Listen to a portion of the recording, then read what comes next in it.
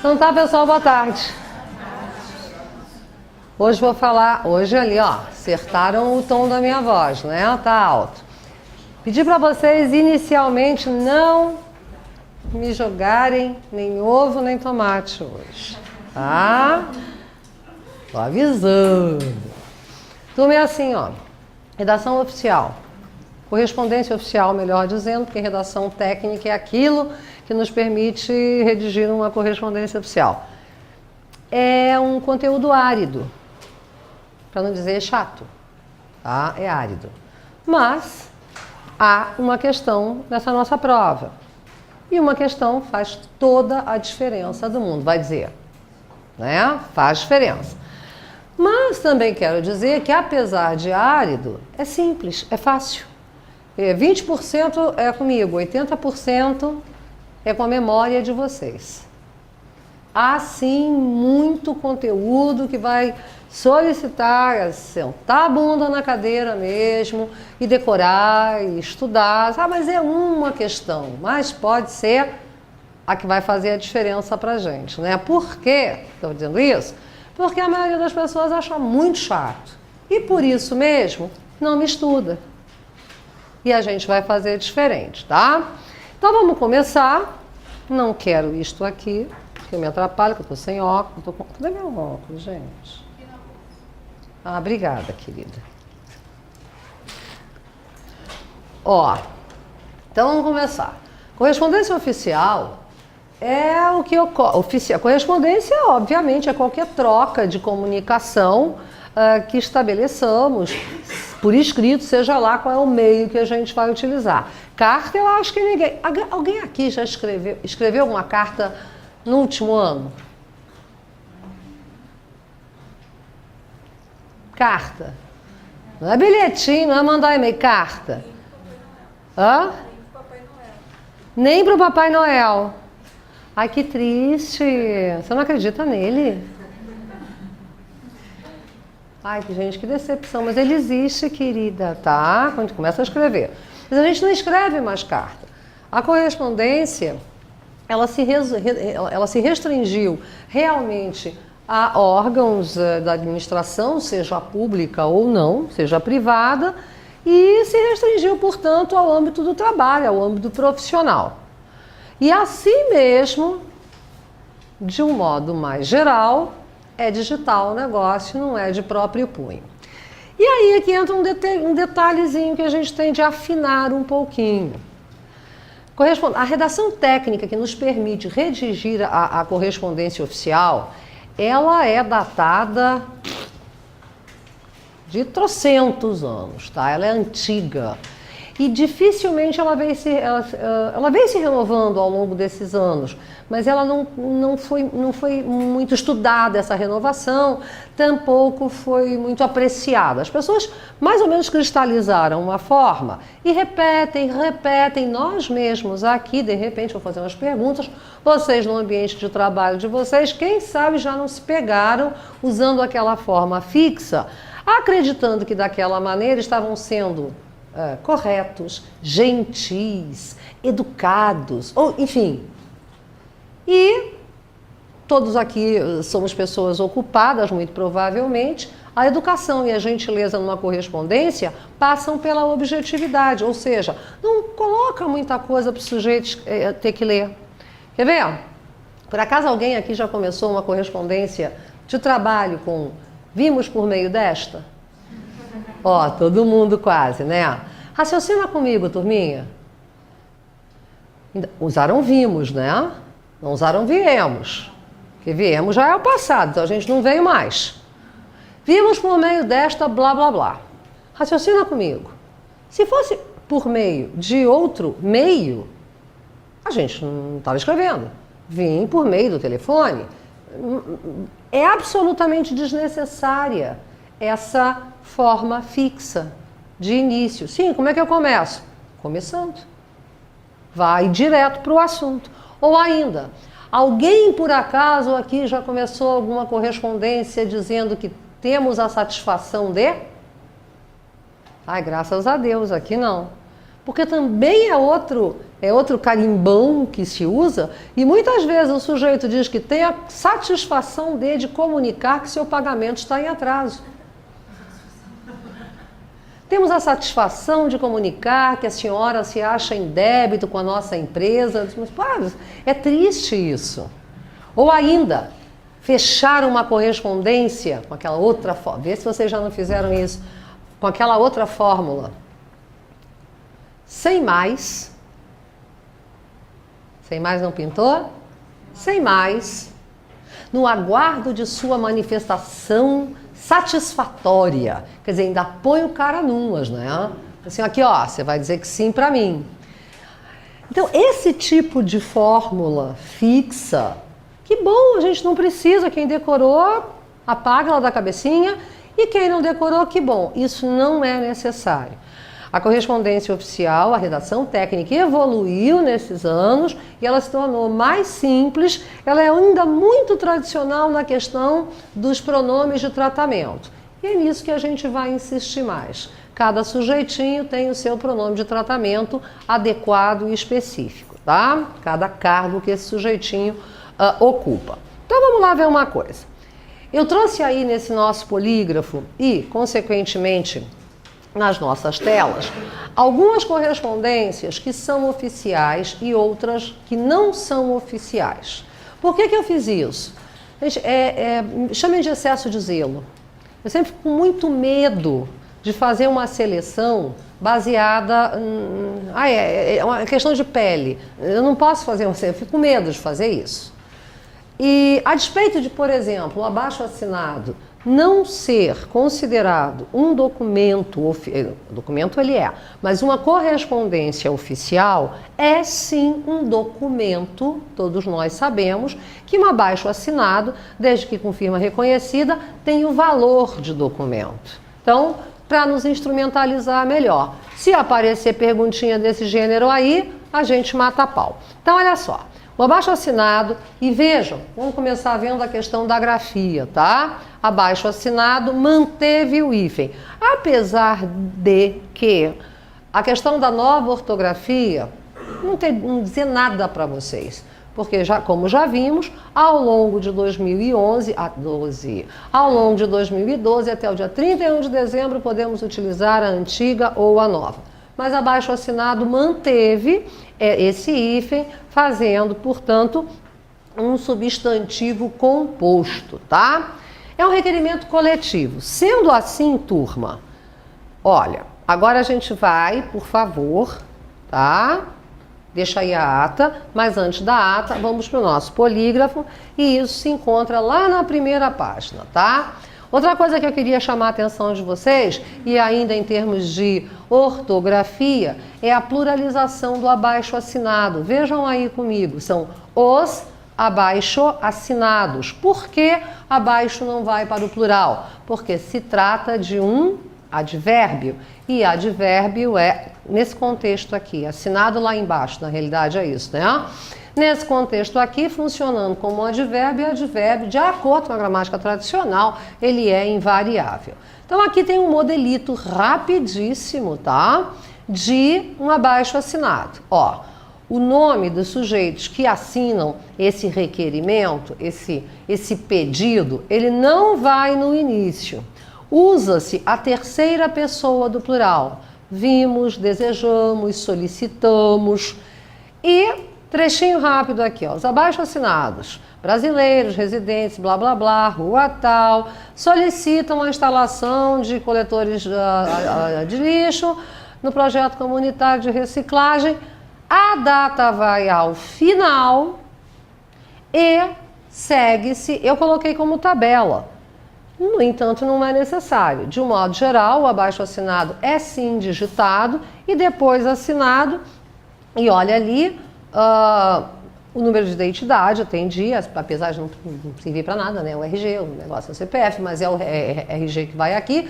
E se quisermos que esse abaixo-assinado tenha a força de um documento legal, essas assinaturas têm de ter firma reconhecida, para que ele tenha essa validade legal. Caso contrário, não. Alguma pergunta, queridos? Não? Então, vamos continuar. Aí vem a ata. A ata também não é uma correspondência oficial. Ela é, sim, um documento que pode se tornar oficial. Via de regra, é um documento de força legal. Empresas, de um modo geral, em suas reuniões, sejam reuniões ordinárias ou extraordinárias, elas têm força legal, porque a firma daqueles sócios foi reconhecida no estatuto, enfim, ou ainda foi determinado numa reunião qualquer que quem assina aquele documento, porque é um documento, é o secretário, quem está secretariando aquela reunião e o diretor, o presidente, uma autoridade maior. E olha só, gente, a ata ela deve ser feita de próprio punho. Já existe assim uma certa licença para que atas sejam digitadas, mas isso não é muito bom. Se um dia vocês tiverem de secretariar em alguma situação de trabalho de vocês, o ideal é que haja um caderno de atas. Provavelmente todos nós já lidamos com isso. Esse caderno, ele tem força de documento, porque ele tem, olha só o que está ali, olha o que eu coloquei ali, ó. Ele tem um termo de abertura e um termo de fechamento. No verso da capa desse caderno, geralmente é um caderno de capa dura, específico para atas, né? Aqueles amarelinhos muito feios. Olha só, sempre foi assim. Então, para você ver como a evolução desse aspecto aqui do nosso trabalho é tradicional, é conservador. Quantos séculos a gente vê aquele caderninho amarelo com parecendo tigradinho, né? Então, essa ata tem um termo de abertura que vai na contracapa, aliás, no verso da capa. O secretário diz ali para que serve aquele caderno, que tipo de ata será lavrada ali, e lá na página anterior, não na página fininha, mas é na capa mesmo, na capa final, antes de fechar, é claro, tem braço em branco ali, e ele faz um termo de encerramento daquele livro. Todas as folhas da ata, todas as páginas desse caderno são numeradas e, obviamente, se não tiver um ali é porque alguém surrupiou, tá? Vamos supor que estamos secretariando, que somos os secretários de determinada reunião, tá? E cometemos um engano, cometemos uma rasura. Como proceder? Sabe aquele procedimento de rasura da redação que falei para vocês? Lembram-se que era para a gente passar um tracinho? Aqui não pode. Aqui temos que colocar vírgula, digo, vírgula e escrever corretamente após, imediatamente após. Mas, e se o erro é detectado ao final da confecção desta ata? Sabe aquilo que eu falei para vocês? Ó, redação não pode ter rasura, mas precisamos de um plano B. E se eu esquecer uma palavra, lembra que eu disse, põe aquele passarinho louco lá em cima e põe... Não, aqui também não pode. Nós, ao final, olha lá que está aí, estão acompanhando comigo? Aí a gente vai escrever, onde se ler X, vírgula, leia-se Y, antes da leitura desta ata. Sim, porque esta ata, ao final, é lida e assinada por todos os presentes ou apenas pelo secretário e a autoridade maior daquela reunião ali. Isso é uma escolha da instituição, tá? E aí, ó, não se faz. O que não se faz numa ata? Não se dá espaçamento de parágrafo. Sabe o que chama sangrar? Aqueles 2 dedinhos que eu falei para vocês na redação? Isso não existe. Esse caderno vem com margem mesmo, tanto à esquerda quanto à direita, e elas são obedecidas. Não se deixam espaços quaisquer em branco. É um contínuo. Mas e se mudar o assunto? Azar, a gente continua ali. E o que é bastante importante na ata, gente, olha só comigo, são os números. Eles devem ser escritos por extenso. Vejam comigo o modelo, e eu gostaria que todos nós, de saída, apontássemos... Por que a gente escreve os números por extenso? Para evitar falsificações. Na realidade é isso. é como se fosse um cheque, mas não vamos colocar um com H, tá? Não é tão rígida a coisa assim. Então vamos ler esse trechinho aí da nossa ata e já vamos ver qual é o defeito de cara, é proposital, tá? Que vocês vão apontar para mim. Ah, tá aí, perfeito. 2011 deveria ser por extenso. Deveria ter aos 23 dias mesmo, maio? Ah, mas aí foi a digitadora, Anjo. Ah, tá, mas teria que colocar a vigente. Mas ela já foi demitida, a digitadora, tá? Já, demiti. Não, essa é só De imediato. Foi bom você. Quando eu chegar em casa, eu vou demitir, não demitir. Vou demitir ela quando chegar em casa, eu vou dizer assim, ela que nunca mais se digita nada meu, tá? Tá faltando sim, gente, aos 23 dias de maio ou do mês de maio. Aí fica a seu critério. E outro detalhe que eu queria chamar a atenção aí, tá? O Dias foi babada minha mesmo, tá? Perdão. Mas 2011 foi proposital. Pra gente ver que também o ano tem de ir por extenso. E tem outro detalhe que eu queria chamar a atenção aí de vocês. Destaquem, maio, letra minúscula. Meses não são em maiúsculo. Não é comum a gente enxergar os meses em... Aliás, há alguns programas de computador que eles sozinhos, por conta e risco, já colocam... Não. Gente, é substantivo comum. A gente coloca maiúsculo em substantivo próprio. Dia de semana, nome de mês... uma coisa chiquérrima, eu acho lindo. Festas pagãs. O que é uma festa pagã? Carnaval. Carnaval é com minúscula. Agora, festas religiosas não. Maiúscula. Então, mas isso é o que? Da redação oficial? Não, isso é uma exigência da questão de uso de maiúsculas e de minúsculas que eu trouxe aqui para nós. E também na nossa apostila, que eu pedi, olha, leiam isso com atenção, eu trouxe aqui para nós. Mas eu gostaria, se vocês quisessem, obviamente, à margem, há toda uma indicação de como numerar, principalmente quando estamos trabalhando 5 com correspondências oficiais. Mas, grossíssimo modo, para o uso de vocês e não especificamente para uma prova, tá? A questão dos números é mais ou menos assim, mais ou menos, tá, gente? Até o 100 é por extenso. A gente escreve por extenso. Daí em diante, os números têm algarismos. E ainda, boa tarde, podem ser mistos. Como assim mistos? Um número imenso.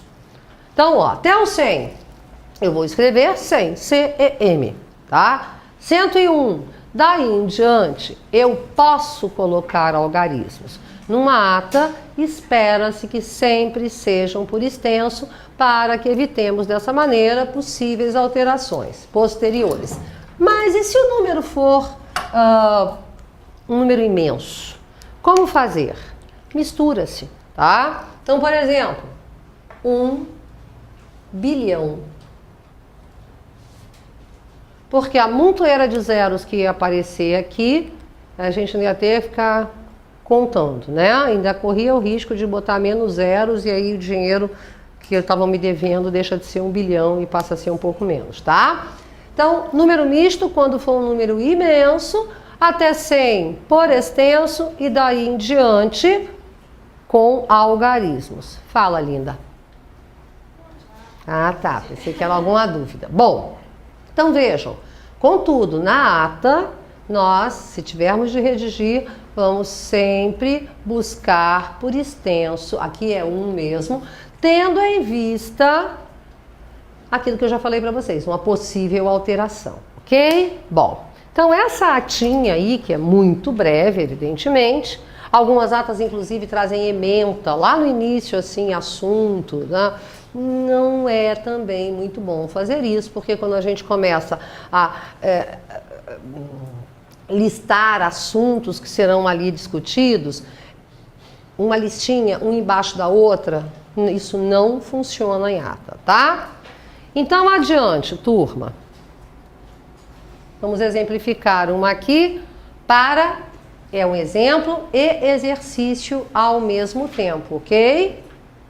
Então vamos ler isso aí. Não adianta procurar, não tá? Tá só na tela. Eu sei que vocês gostam de fazer blá, blá, blá, blá, com as folhas e ficam nervosos procurando onde é que tá o negócio. Não tá o negócio. Porque eu já disse para vocês, já é a terceira vez que nós nos encontramos, né? Ocorre que se eu colocar tudo nesse polígrafo, vocês vão ficar tão preocupados em ficar lendo ali, e aí vão se esquecer de exercitar junto aqui comigo.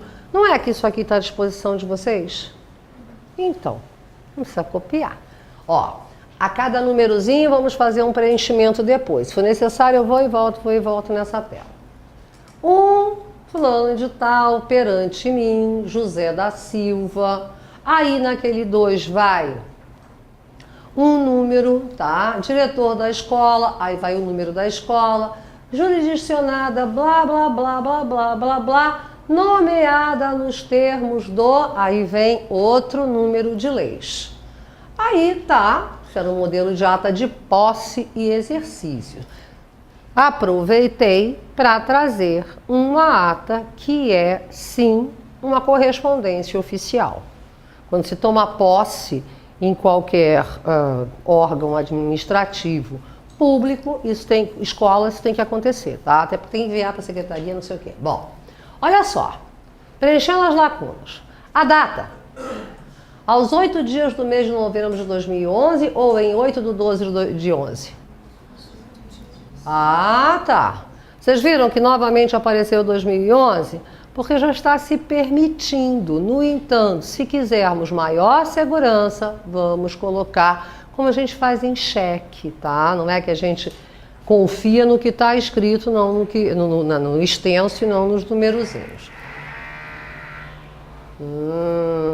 Tá, daqui a pouco vai o X aparecer. O documento da moça aquela, tá? Tem que ter um RG. Aí eu vou colocar RG o número, registro geral o número, ou registro geral 010101010101. Se isso continuar, eu vou tomar uma providência, fiquem tranquilos. Bom, qual desses usaremos? Então vamos ver. Acertamos o primeiro e acertamos o segundo, tá? Ou seja, o que a gente vê aí? Por que a gente não botou RG? Puxa, todo mundo sabe o que é, porque em ata, se quiserem anotem, não se abrevia nada. Tá? Não se abrevia. Por mais bobinha que seja a abreviatura. Siglas não, aí é outra história. E a gente trabalhou siglas na aula anterior, não é? Se a sigla for muito conhecida, ótimo. Se for desconhecida, abro parênteses, explico o que é e fecho parênteses, ok? Vamos adiante. Nome da escola. Escola Estadual João Pessoa ou, por extenso, Escola Estadual João Pessoa? Por extenso, novamente, temos aí. Daqui a pouco o X vai aparecer. A despeito de EE ser de domínio de todos nós aqui. Sabemos o que é, mas vamos... isso de escrever por extenso e de buscar a maior clareza possível, isso sim é uma forma de polidez e gentileza nas correspondências oficiais. Não é chegar, falar prezado, queridinho, beijo, não, nada disso significa gentileza. É a concisão, objetividade e o cuidado com a língua que vão revelar que eu estou sendo gentil, educadérrima com o sujeito que vai me ler. A lei. Artigo 20, inciso 2. Ou artigo 20º, inciso 2 em romano. Ou ainda, artigo 20, inciso 2 em romano. Vamos ver a primeira. Sim, nós acertamos. E a segunda? Artigo 20º, inciso 2 em romano? Ou artigo 20... A primeira, a segunda, a terceira, digam para mim. E acho que nos atrapalhamos, né? Escutei de tudo. Então vamos fazer assim, ó. Deixa eu botar meu óculos aqui. No nosso polígrafo, mais especificamente, preciso da ajuda dos universitários agora. Porque o meu polígrafo é diferente do de vocês. Vem pra cá, minha amada. Vem. Não, acho que não vem nada. Estou baixando a página, só um pouquinho. O que você anda procurando? Achei, página 9. Obrigada. Eu quero, obrigada. Não vai fazer falta aí para ninguém? Então tá. Então fico com 2, ó, o meu e o de vocês. Boa tarde. Até porque no meu tem umas anotações, né, que não transcrevi para ir. Vejam ali comigo como se dá a numeração, que aí não vai poder ser por extenso, de leis, artigos, incisos e alíneas. Aí sim, gente, é para a gente memorizar. Isto é de praxe em redação técnica e, por conseguinte, em correspondência oficial. Desculpa. Olha só. Exceto na ata, em outras correspondências, por exemplo, um memorando, ou ainda uma circular, um aviso, eventualmente precisaremos citar leis, o artigo que embasa aquela minha justificativa, ou se me pedirem um parecer, que é outra forma de correspondência oficial, eu preciso justificar aquele meu parecer, obviamente de maneira técnica, por meio da lei. E aí, ó, posso sim abreviar artigo, gente. E abrevio até o T, um apenas, ou coloco o S, acharam comigo? Ou com S mais de um. E a numeração desses artigos? Os artigos, eles devem ser numerados ordinalmente, com ordinais, então, primeiro até o 9. Daí em diante, do 10, inclusive em diante, é cardinal.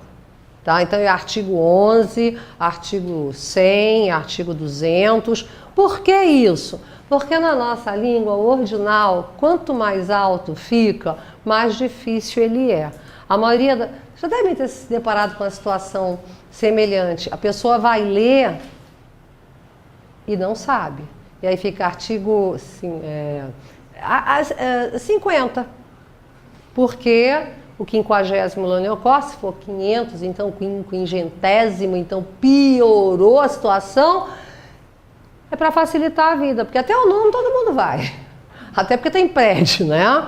Daí em diante o negócio já começa a ficar complicado. Então, do 10 em diante, cardinal. Até o 9, ordinal. Assim numeramos os artigos. Então, provavelmente, ou seguramente todos aqui digitamos, como é que se faz a entrada dos artigos e dos incisos e dos parágrafos e das alíneas. A gente... Lá em cima tem um ícone, não lá em cima do computador, não é aqui não, tá? Não, lá em cima do computador tem um ícone que coloca os espaçamentos corretíssimos para nós. Basta pedir lá, sabe, onde tem aquele ícone de numeradas? Tem uma ali que é toda assim, tuque, tuque, tuque, né? Parece uma escadinha. É aquele ali que nos dá os espaçamentos corretos. Chama sangrar, tá, gente? O número de entrada de tab que a gente dá para artigo, inciso, a linha, toda em escadinha assim. Então não preciso nem me preocupar, basta eu passar o cursor que ele faz para a gente. Mas, como faremos prova, isso na ata não vale, mas para documentos outros que precisem citar artigos, sim. Como faremos prova, não acredito que vão nos perguntar quantos espaçamentos de parágrafos, de qualquer maneira, não precisa ir até lá. Ao final dessa apostila, eu coloquei forma de digitação. Como se digitam, de acordo com a ABNT, Associação Brasileira de Normas Técnicas, cada um desses documentos. Me preocupei em trabalhar junto com vocês o recheio e não a digitação. Até porque, de um modo geral, há um sujeito ao qual é destinada essa tarefa da digitação, ok? Então, olha só, mas precisamos saber, inclusive, para solicitar, né? Preciso saber fazer o negócio para te pedir, porque quando você me entregar, eu disse, tá ótimo, estava uma naba. Né? Então, vamos ver aqui, ó. Numeração dos incisos. Incisos são numerados com romanos. Por mais complicado que isso fique. Para alguns... Outro dia eu me dei conta que Eu não dou aula para alunos muito jovens, tá? Faz muitos anos que eu não dou aula para alunos jovens. Nem sei mais fazer isso, eu acho.